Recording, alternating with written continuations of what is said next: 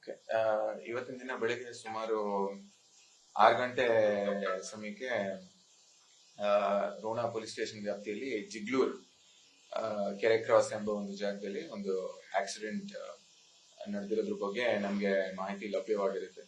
ಮಾಹಿತಿ ಲಭ್ಯವಾದ ಕೂಡಲೇ ಸ್ಥಳಕ್ಕೆ ಬಂದು ನಮ್ಮ ಅಧಿಕಾರಿಗಳು ಮತ್ತು ಸಿಬ್ಬಂದಿಗಳು ಪರಿಶೀಲನೆ ಮಾಡಿದಾಗ ನಮಗೆ ಏನ್ ಗೊತ್ತಾಗುತ್ತೆ ಅಂತ ಹೇಳಿದ್ರೆ, ಆಕ್ಸಿಡೆಂಟ್ ಅಲ್ಲಿ ಒಂದು ಖಾಲಿ ಕ್ಯಾಂಟರ್ ವಾಹನ, ಇದು SRP ಲಾಜಿಸ್ಟಿಕ್ಸ್ ಅನ್ನೋ ಕಂಪನಿಗೆ ಇದು ಸಂಬಂಧಪಟ್ಟಂತ ಒಂದು ವಾಹನ, ಅದು ಕ್ಯಾಟಲ್ ಫೀಡ್ ನ ಸಿರಿಗುಪ್ಪ ಇಂದ ಗೋವಾಗೆ ತಗೊಂಡು ಹೋಗಿ ಡ್ರಾಪ್ ಮಾಡಿ ಅಲ್ಲಿಂದ ಖಾಲಿ ಗಾಡಿ ವಾಪಸ್ ಬರೋ ಸಂದರ್ಭದಲ್ಲಿ ಇಲ್ಲಿ ಯಲಬುರ್ಗಾ ತಾಲೂಕಿಗೆ ಸಂಬಂಧಪಟ್ಟಂತ ಒಂದು ಫೋರ್ಸ್ ಟ್ರ್ಯಾಕ್ಸ್ ವೆಹಿಕಲ್ ಅದು ಇಲ್ಲಿ ನಮ್ಮ ಗಜೇಂದ್ರಗಢದಿಂದ ರೋಣಕ್ಕೆ ಕಾಂಟ್ರಾಕ್ಚುಯಲ್ ಲೇಬರರ್ಸ್ ನ ಕರ್ಕೊಂಡ್ ಬಂದಿರೋದು ಒಂದು ವಾಹನ ಹೆಡ್ ಆನ್ ಕೊಲಿಷನ್ ಆಗಿರುತ್ತೆ. ಆ ಕೊಲಿಷನ್ ಅಲ್ಲಿ ಮೇಲ್ನೋಟಕ್ಕೆ ನಾವು ನೋಡಿದಾಗ ಇರೋ ವ್ಯಕ್ತಿಗಳಲ್ಲಿ 3 ಜನ ಸ್ಥಳದಲ್ಲೇ ಮೃತಪಟ್ಟಿರೋ ವಿಷಯ ನಮಗೆ ಕಂಡು ಬರುತ್ತೆ. ಇನ್ನ ಮಿಕ್ಕಿದವರು ಯಾರಿದ್ದಾರೆ ಅವರಿಗೆ ಹಾಸ್ಪಿಟ್ಲಿಗೆ ನಾವು ಈಗಾಗಲೇ ರವಾನೆ ಮಾಡಿದ್ದು ಅವರಿಗೆ ಚಿಕಿತ್ಸೆನ ಪಡಿತಿರ್ತಾರೆ. ಈ ವಿಚಾರಕ್ಕೆ ಸಂಬಂಧಪಟ್ಟಂತೆ ಸ್ಥಳ ಪರಿಶೀಲನೆ ಮಾಡಿದ್ದು ಇನ್ನಿತರ ತನಿಖೆ ಕೈಗೊಳ್ಳಲಾಗಿದೆ.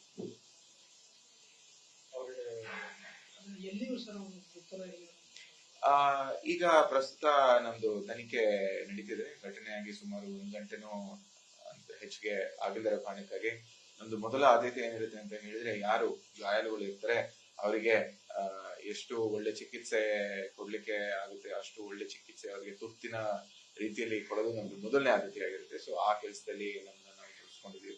ಈಗ ಮೇಲ್ನೋಟಕ್ಕೆ ನಾವು ಪ್ರಿಲಿಮಿನರಿ ಆಗಿ ವಿಚಾರಿಸಿದಾಗ ಅವರು ಮೂಲತಃ ಗಜೇಂದ್ರಗಢ ಅವರು ಅಂತ ಹೇಳಿ ಹೇಳಲಾಗ್ತದೆ. ಬಟ್ ಅದನ್ನು ಕೂಡ ನಾವು ಪ್ರಶ್ನೆ ಮಾಡಬೇಕಾಗಿದೆ. ಈಗ ನಮ್ಮ ಅಧಿಕಾರಿಗಳು ಅವ್ರನ್ನ ಹಾಸ್ಪಿಟಲ್ ಕೂಡ ನೋಡ್ಕೊಂಡ್ ಬಂದಿದ್ದಾರೆ. ಮತ್ತೆ ನಾವು ಕೂಡ ಪರಿಶೀಲನೆ ಮಾಡಲಾಗಿ ಅವರಿಗೆ ಇಂಜುರೀಸ್ ಇದಾವೆ. ಬಟ್ ನೇಚರ್ ಆಫ್ ಇಂಜುರೀಸ್ ಮಾತಾಡ್ತಿದ್ದಾರೆ ಅಂತ ಹೇಳ್ತಾ ಇದ್ದಾರೆ. ಮತ್ತೆ ಇಂಜುರೀಸ್ ಎಕ್ಸಾಕ್ಟ್ ಆಗಿ ಯಾವ ರೀತಿ ಇದೆ ಅಂತ ಹೇಳಿ ಅದು ಮೆಡಿಕಲ್ ಇನ್ವೆಸ್ಟಿಗೇಷನ್ ಬೇಸಿಸ್ ಮೇಲೆ. ಈಗ ನಮ್ಗೆ ಇರೋ ಮಾಹಿತಿ ಪ್ರಕಾರ ಗಾಡಿಯಲ್ಲಿ ಇದ್ದಿದ್ದು ಒಂದು ಸುಮಾರು ಒಂದು 7-8 ಜನಕ್ಕೆ ಸಣ್ಣ ಪುಟ್ಟ ಗಾಯ ಆಗಿದೆ ಅಂತ ಹೇಳಿ ಹೇಳ್ತಾರೆ. ಬಟ್ ಎಕ್ಸಾಕ್ಟ್ಲಿ ಎಷ್ಟು ಮಂದಿಗೆ ಯಾವ ತರ ಇಂಜುರಿ ಆಗಿದೆ ಅಂತ ಹೇಳಿ ಅದು ಇನ್ನ ಮೆಡಿಕಲ್ ಇನ್ವೆಸ್ಟಿಗೇಷನ್ ಬೇಸಿಸ್ ಮೇಲೆ ನಾನು ಹೇಳ್ತೀನಿ. ಅದನ್ನು ಕೂಡ ಸಣ್ಣ ಪುಟ್ಟ ಗಾಯ ಆಗಿದೆ ಅಂತ ಹೇಳ್ತಾರೆ. ಬಟ್ ಅವನು ಸ್ಥಳದಿಂದ ಪರಾರಿ ಆಗಿದ್ದಾನೆ. ಸೊ ಪರಾರಿ ಆಗಿರೋ ಕಾರಣಕ್ಕಾಗಿ ಅವನ ಡೀಟೇಲ್ಸ್ ನ ತೆಗೆಸಿ ಅವನಿಗೆ ಏನಾಗಿದೆ ಅಂತ ಹೇಳಿ ನೋಡ್ಬೇಕಾಗುತ್ತೆ. ಮತ್ತೆ ಅವನು ಕೂಡ ನಾವು ವಶಪಡಿಸ್ಕೊಂಡು ಅವನ ತನಿಖೆ ಮಾಡೋದು ಈಗ ನಮ್ಮ ಪ್ರಯಾರಿಟಿಯಲ್ಲಿ ಒಂದು ಆಸ್ಪೆಕ್ಟ್ ಆಗಿರುತ್ತೆ. ಬಟ್ ಮೋಸ್ಟ್ ಇಂಪಾರ್ಟೆಂಟ್ ಆಸ್ಪೆಕ್ಟ್ ಈಗ ಘಟನೆಗೆ ಸಂಬಂಧಪಟ್ಟಂತೆ ಯಾರು ಇಂಜರ್ಡ್ ಇದ್ದಾರೆ ಅವರಿಗೆ ಬೆಸ್ಟ್ ಪಾಸಿಬಲ್ ಟ್ರೀಟ್ಮೆಂಟ್ ಕೊಡಿಸ್ಬಿಟ್ಟು ಅವರಿಗೆ ಅಧಿಕ ರೀತಿಯಲ್ಲಿ ಅವ್ರಿಗೆ ಅನುಕೂಲ ಮಾಡ್ಕೊಳ್ಳೋದು ನಮ್ದು ಆದ್ಯ ಕರ್ತವ್ಯ.